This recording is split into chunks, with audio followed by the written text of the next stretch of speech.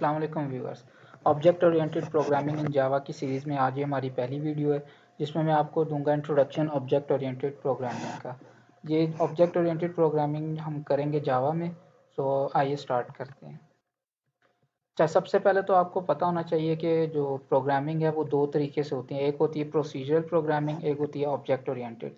जो procedural programming होती है उसमें हम लोग स्टेप्स फॉलो करते हैं, ठीक है, तरतीब से चलते हैं। लेकिन जो ऑब्जेक्ट ओरिएंटेड प्रोग्रामिंग होती है इसके अंदर हम लोग ऑब्जेक्ट्स क्रिएट करके अपनी प्रोग्रामिंग करते हैं, ठीक है। अच्छा, अब जो ऊप का ये जितना कोर्स है इसके अंदर हम लोग classes, objects, constructors, setters and getters, inheritance, polymorphism, abstraction और इनकैप्सुलेशन, इन कॉन्सेप्ट्स को हम लोग डिटेल में डिस्कस करेंगे। और आने वाले दिनों में ये हर कॉन्सेप्ट की एक एक वीडियो भी मैं अपलोड करूँगा बना के। सबसे पहले हम देखते हैं क्लास। क्लास क्या होती है?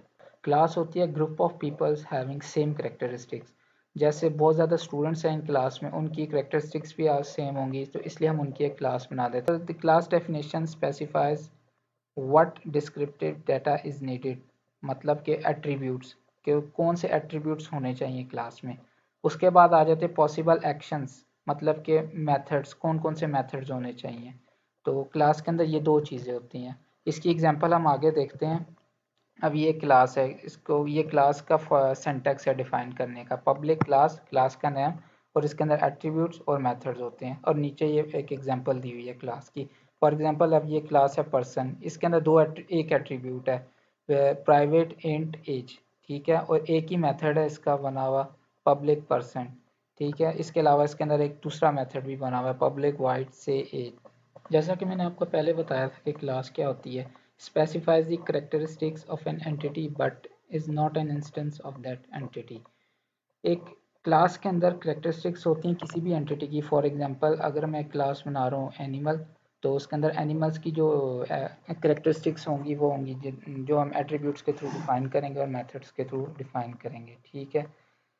अच्छा, इसके बाद आ जाते हैं ऑब्जेक्ट। ऑब्जेक्ट क्या है? ऑब्जेक्ट होता है इंस्टेंस ऑफ ए क्लास। जैसे कि अब मैं एनिमल की क्लास बनाता हूँ तो मेरा ऑब्जेक्ट हो सकता है डॉग, हो सकता है कैट, हो सकता है, ठीक है। Object have all the attributes specified in the class definition. और जो ऑब्जेक्ट हम क्रिएट करते हैं उसके अंदर वो सारे एट्रीब्यूट्स होते हैं जो हम क्लास में डिफाइन करते हैं, ठीक है। इसके बाद एक होता है क्लास के अंदर मेन मेथड। अब मेन मेथड के बगैर हम लोग अपना प्रोग्राम रन नहीं कर सकते। There must be a main method और equivalent to determine the starting execution point. वो ये कह रहा है कि विदाउट मेन मेथड हम लोग अपनी क्लास को रन नहीं कर सकते। अब the name of the class that contains main is often refer to as the driver class. अब वो कह रहा है कि जो मेन क्लास होती है हमारी, जिसके अंदर मेन मेथड डिफाइन हो, ज़्यादातर उसको या ड्राइवर क्लास का नाम दिया जाता है या उसको टेस्ट क्लास का नाम दे दिया जाता है। Do not instantiate instances of the driver. अब जो मेन क्लास होती है उसका ऑब्जेक्ट नहीं बनाते। वो कह रहा है कि जो मेन क्लास आपकी ड्राइवर क्लास होगी उसका ऑब्जेक्ट नहीं बनाना है। For now avoid defining attributes for the driver class. वो कह रहा है आपने जो चीज़ें अवॉइड करनी है ड्राइवर क्लास में, एक तो आपने उसके एट्रीब्यूट डिफाइन नहीं करने हैं और defining methods for the driver, और आपने उसके मेथड्स भी डिफाइन नहीं करने other than main method. Main method के अलावा कोई और मेथड डिफाइन नहीं करना। इसके बाद आ जाता है कंपाइलिंग मल्टीपल क्लासेस। हम लोग मल्टीपल क्लासेस को भी कंपाइल कर सकते हैं एक साथ। फॉर एग्जांपल अब जैसे मेरे पास एक क्लास पर्सन बनी हुई है और एक ड्राइवर। अब ड्राइवर है मेरी मेन क्लास, अब मैं पर्सन क्लास का ऑब्जेक्ट ड्राइवर क्लास में बना के ड्राइवर को कंपाइल करूंगा तो ऑटोमेटिकली जो पर्सन क्लास है वो भी कंपाइल होगी। तो इस तरह हम लोग मल्टीपल क्लासेस को कंपाइल कर सकते हैं। अच्छा, अब इसके अंदर नेक्स्ट क्वेश्चन आता है कि हम क्लासेस ही क्यों डिफाइन कर क्लासेस को क्यों डिफाइन करते हैं। देखें, कुछ क्लासेस होती हैं प्री डिफाइंड, पहले से डिफाइन हुई होती हैं, जो अगर आप जब आप प्रोग्रामिंग करते हैं तो आप उनको यूज़ करते हैं। जैसे कि स्ट्रिंग क्लास होगी, इंटीजर होगी, फ्लोट होगी, इनपुट की क्लासेस हैं जैसे कि स्कैनर। अब यहाँ पे क्वेश्चन ये पैदा होता है कि सारी ही क्लासेस बिल्ट इन क्यों नहीं होती, ये कुछ क्लासेस हम खुद से क्यों बनाते हैं। तो इसकी वजह यह है कि जो कुछ प्रोग्राम्स होते हैं उनकी अपने एट्रीब्यूट्स और अपने मेथड्स होते हैं। हमें नहीं पता होता कि हर प्रोग्राम का क्या एट्रीब्यूट होगा, क्या मेथड होगा। इस वजह से सारी क्लासेस बिल्ट इन नहीं होती, कुछ क्लासेस हम लोग खुद बनाते हैं। अच्छा, defining the attribute of a class.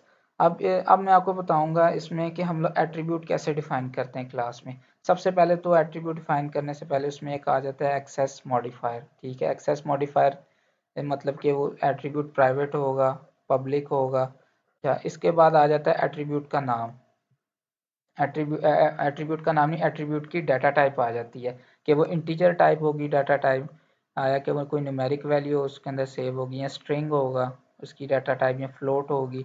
उसके बाद आ जाता है एट्रीब्यूट का नाम। जैसे अब इस एग्जांपल में एक एट्रीब्यूट डिफाइन हुआ है प्राइवेट इंट एज, ठीक है। अब प्राइवेट इसका एक्सेस मॉडिफायर है, इंट इसकी डाटा टाइप है और एज एट्रीब्यूट का नाम है। इसके बाद आ जाती है ऑब्जेक्ट की state, similar to how two variables can contain different data. अच्छा, इसमें अब आ जाता है attribute, data that describes each instance और एग्जांपल ऑफ ए क्लास, ठीक है। अब हर एट्रीब्यूट को हम कोई ना कोई डाटा असाइन करते हैं। जैसे अब मेरे को, जैसे अब मैंने आपको पहले बताया मेरे पास एक इंटीजर टाइप वेरिएबल था एज का, उसको मैं कोई भी वैल्यू असाइन कर सकता हूँ, like age is 20, age is 40, ठीक है। उसके बाद different objects have the same attributes but the values of those attributes can vary। इसका कहने का मतलब है कि ऑब्जेक्ट्स के जो एट्रीब्यूट्स हैं वो तो सेम होते हैं लेकिन उनकी वैल्यूज डिफरेंट हो सकती हैं। फॉर एग्जांपल अब मेरे पास एक क्लास पर्सन है, मैं एक ऑब्जेक्ट बनाता हूँ फॉर एग्जांपल पर्सन अली, उसकी एज मैं डिफाइन कर देता हूँ उससे 20, ठीक है। मैं फिर एक दूसरा ऑब्जेक्ट बनाता हूँ अहमद के नाम से फॉर एग्जांपल, तो उसके में एज में वैल्यू जो एज का वेरिएबल है उसमें हम वैल्यू 40 सेव कर देते हैं। तो इस तरह ऑब्जेक्ट्स के जो वेरिएबल्स हैं वो तो सेम होते हैं लेकिन उनकी वैल्यूज डिफरेंट हो सकती हैं।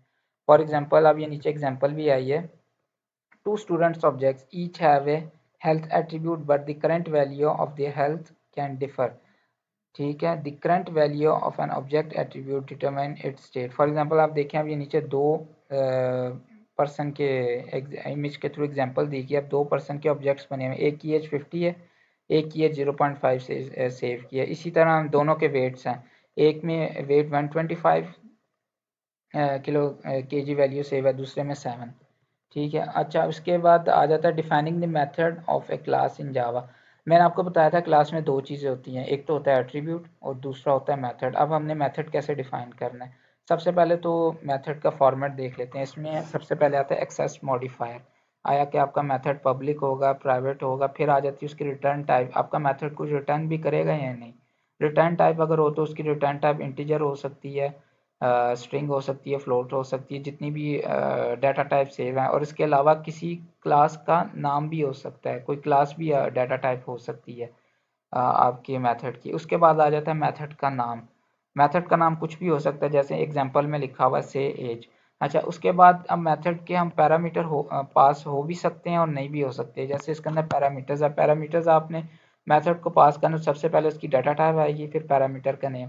अब मल्टीपल पैरामीटर भी हो सकते हैं मेथड का, एक पैरामीटर भी हो सकता है और पैरामीटर हो ही नहीं सकता। अब नीचे एग्जांपल देख लें। अब सबसे पहले एक्सेस मॉडिफायर आ गया पब्लिक, फिर आपके पास उसकी रिटर्न टाइप, अब यहाँ पे वॉइड है, वॉइड कोई रिटर्न नहीं करता कुछ भी। और अगर यहाँ पे इंट लिखा होता तो इसका मतलब था ये रिटर्न टाइप मेथड है, इसकी जो डाटा टाइप थी वो इंट है और इसने एक इंटीजर रिटर्न करना है। और उसके बाद आ जाता है मेथड का नाम, और मेथड के अंदर उसकी बॉडी होती है, कि जैसे यहाँ पे लिखा system dot out dot print L N my age is, और आगे एज का वेरिएबल इसमें पास किया हुआ है, ठीक है। अब हम आगे डिफरेंट टाइप्स होती हैं पैरामीटर पासिंग की, ठीक है। सबसे पहले सिंपल टाइप होती है जिसके अंदर हम लोग डाटा टाइप और आगे वेरिएबल का नाम, और आगे एग्जांपल में आपको बताया हुआ है मेथड इंट एक्स और कैरेक्टर वाई, ठीक है। अच्छा, उसके बाद आ जाती है ऑब्जेक्ट, ठीक है। ऑब्जेक्ट अगर हमने कोई क्लास पास करनी हो, ठीक है, आगे हम लोग उसके अंदर उसके पैरामीटर में क्लास का नाम लिखेंगे और आगे कोई भी रेफरेंस दे देंगे, ठीक है। फिर आ जाते हैं एरे टाइप मेथड हो जाते हैं, ठीक है, जिसमें ना हम लोग टाइप डिफाइन करते हैं एरे की, वो किस टाइप की होगी, फिर एरे का नाम लिख देते हैं, ठीक हो गया। इसी तरह अब रिटर्न वैल्यू, रिटर्न जो जो मेथड्स कुछ रिटर्न करते हैं वैल्यू, ठीक है, वो उनका फॉर्मेट कैसा होगा। एक तो है सिंपल टाइप, ठीक है, जिसके अंदर आपने टाइप लिख देनी है, मतलब इंट स्ट्रिंग, आगे एग्जांपल में लिखा हुआ है इंट मेथड, अब ये रिटर्न जीरो, कुछ रिटर्न नहीं करा। अच्छा, इसी तरह फिर एक रिटर्न टाइप होती है ऑब्जेक्ट, ठीक है, उसके अंदर आपने क्लास का नाम लिखना है, जैसे मैंने पीछे क्लास डिफाइन की है, आपको एग्जांपल बताई थी, पर्सन डिफाइन हुई है, क्लास का नाम मेथड और आगे उस मेथड के अंदर उस क्लास का ऑब्जेक्ट क्रिएट किया हुआ है। फिर एक है एरे टाइप मेथड, ठीक है, इसमें भी अब इसमें भी देख लें, सबसे पहले टाइप आएगी, मतलब जैसे यहाँ पे इन्होंने एग्जांपल में पर्सन लिखा है, आगे और मेथड का नाम, ठीक है, और एक एरे टाइप इन्होंने यहाँ पे ऑब्जेक्ट क्रिएट कर दिए।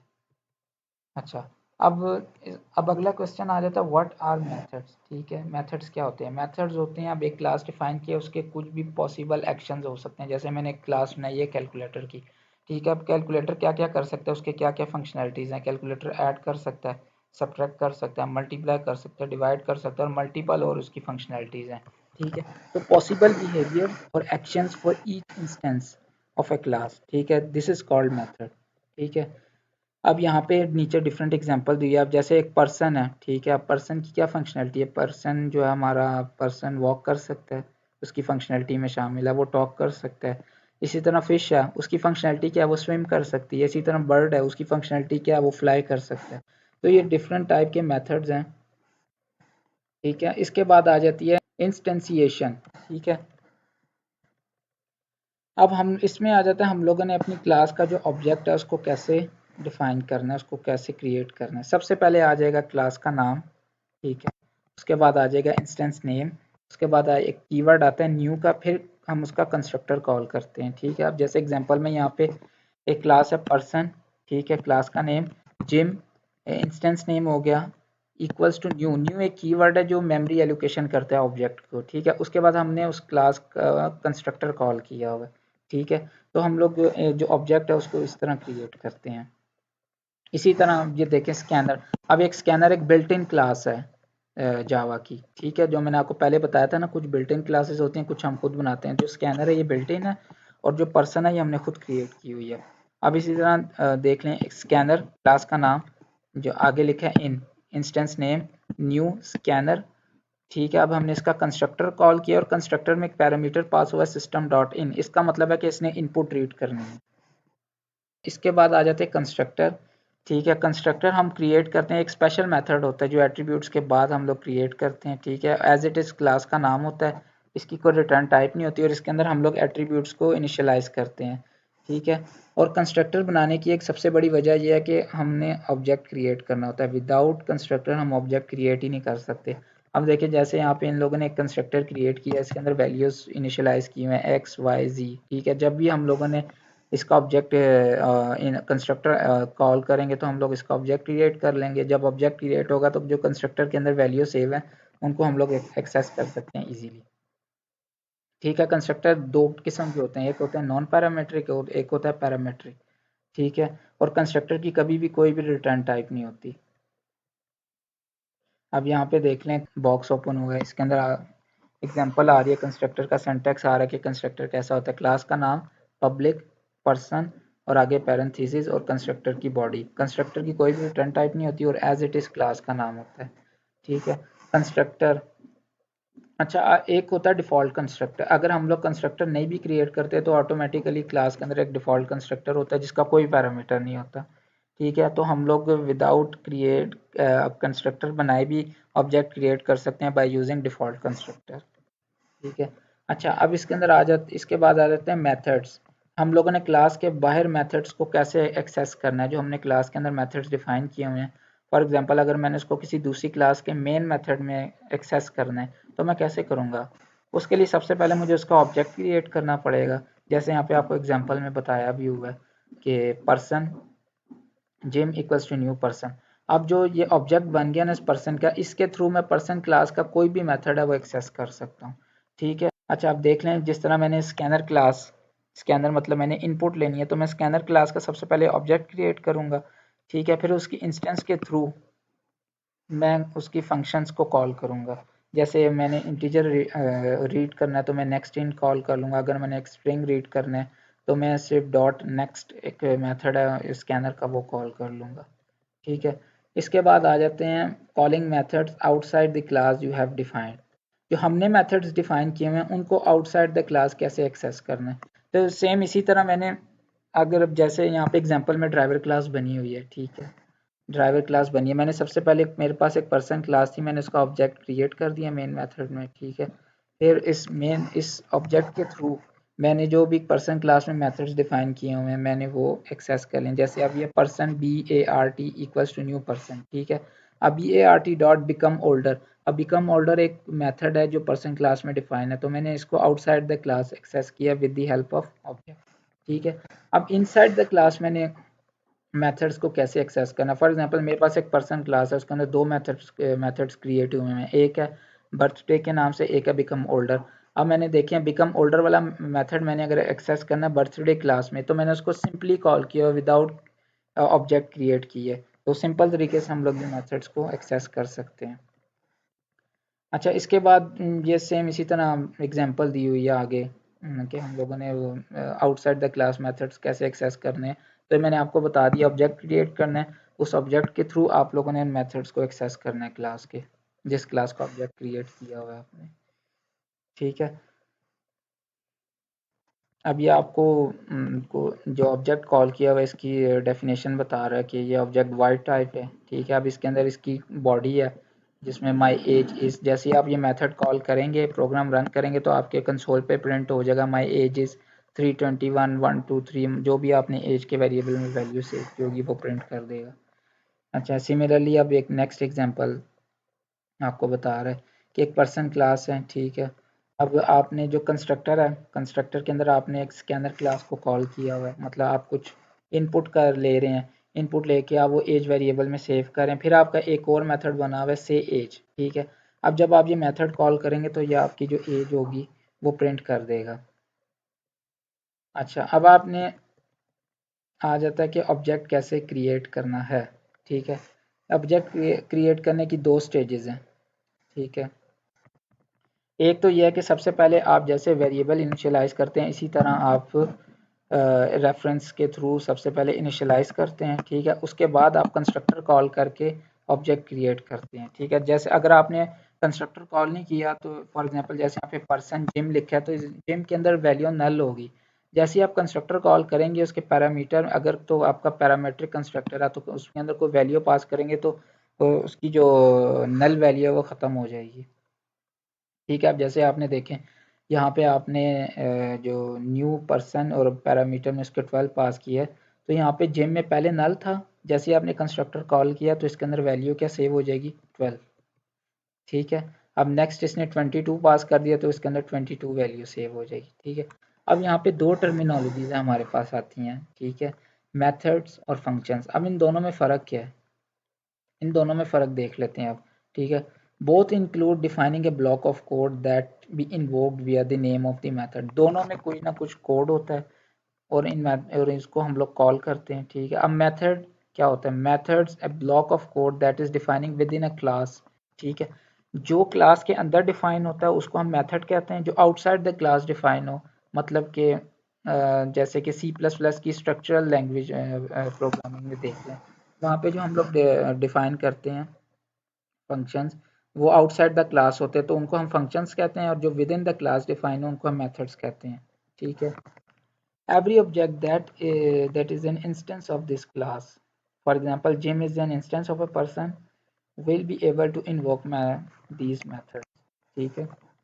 अब जो क्लास के अंदर मेथड्स हमने डिफाइन किए हैं उसको हम लोग ऑब्जेक्ट्स के थ्रू कॉल कर सकते हैं। ठीक है। अब फंक्शंस क्या होते हैं, functions A block of code that is defined outside और इंडिपेंडेंट ऑफ अ क्लास। जो ए ब्लॉक ऑफ कोड जो आउटसाइड द क्लास या independent of class without class define किया उसको हम लोग कहते हैं फंक्शन। ठीक है। अच्छा, यहाँ पे अब एक पाइथन के थ्रू एक एग्जांपल दी गई हुई है। सबसे पहले तो एक क्लास के थ्रू दी गई है। ठीक है। एक मेथड क्लास के अंदर डिफाइन हुआ है, इसको हम लोग ऑब्जेक्ट के थ्रू सेम इसी तरह से बाय को हम लोग कॉल कर रहे हैं, लेकिन अब फंक्शन है, अब ये आउटसाइड द क्लास या इंडिपेंडेंट ऑफ क्लास डिफाइन हुआ है, इसको हम कहेंगे फंक्शन। ठीक है। इसको इन्वोक करने के लिए हमें किसी भी ऑब्जेक्ट को क्रिएट करने की ज़रूरत नहीं है। इसके बाद आ जाती है graphical summary of classes.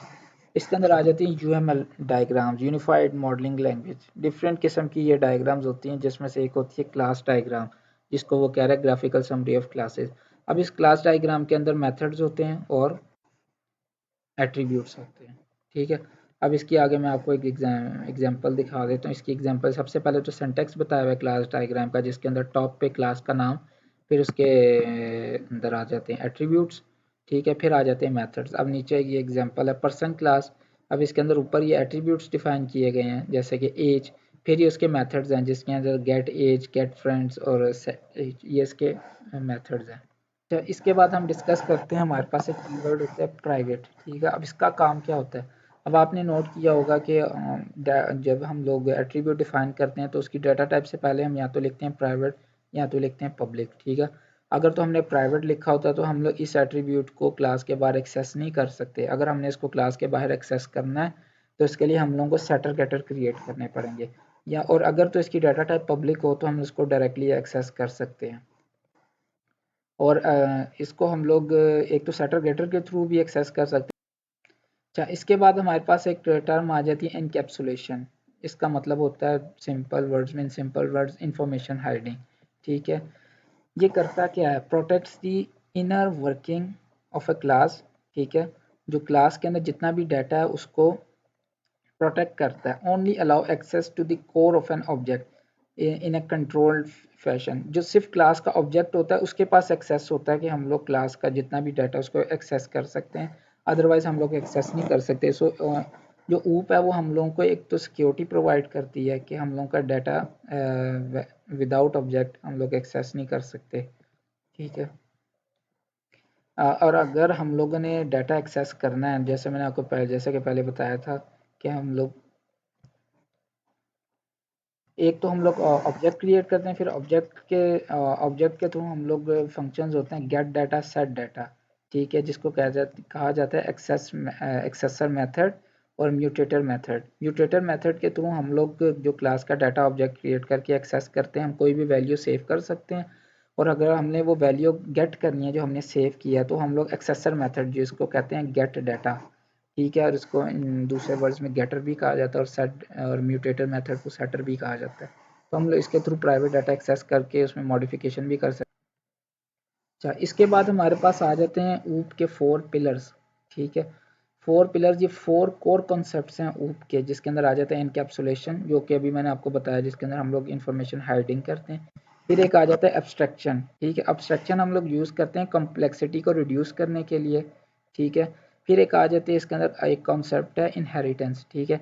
Inheritance में हम लोग जो पेरेंट क्लास होती है उसके जो मेथड्स हैं या एट्रीब्यूट्स हैं उनको एक्सेस कर सकते हैं चाइल्ड क्लास में, ठीक है। इसके अंदर इसका एक फ़ायदा ये है, एक तो हम लोग जेनेरिक टू स्पेसिफिक हो जाते हैं और दूसरा हम लोग कोड को रीयूज़ कर लेते हैं। फिर एक आ जाती है इसके अंदर एक कॉन्सेप्ट है पॉलीमॉर्फिज्म, ठीक है। पॉलीमॉर्फिज्म मतलब हम लोग एक ही काम डिफरेंट तरीके से कर सकते हैं, ठीक है। जैसे मैं एक क्लास है मेरे पास शेप में, उसका रेफरेंस दे के ट्राइंगल का ऑब्जेक्ट भी क्रिएट कर सकता हूँ, सर्कल का ऑब्जेक्ट भी क्रिएट कर सकता हूँ, रेक्टेंगल का ऑब्जेक्ट भी क्रिएट कर सकता हूँ। अब मैं एक ही शेप को डिफरेंट तरीके से ड्रॉ कर रहा हूँ, जैसे सर्कल, रेक्टेंगल, स्क्वायर। तो ये है पॉलीमॉर्फिज्म। अब ये जो 4 कॉन्सेप्ट्स हैं इनके ऊपर डिटेल में बारी बारी हर कॉन्सेप्ट की वीडियो बनेगी और कोडिंग के थ्रू आपको इंशाल्लाह एग्जांपल दी जाएगी। अगर आपकी कोई भी क्यूरी रिगार्डिंग दिस लेक्चर, आपको कोई चीज़ समझ ना आई हो तो आप कमेंट बॉक्स में मेरे से पूछ सकते हैं। मुझे दीजिए इजाज़त, अल्लाह हाफिज़, मिलेंगे नेक्स्ट वीडियो में।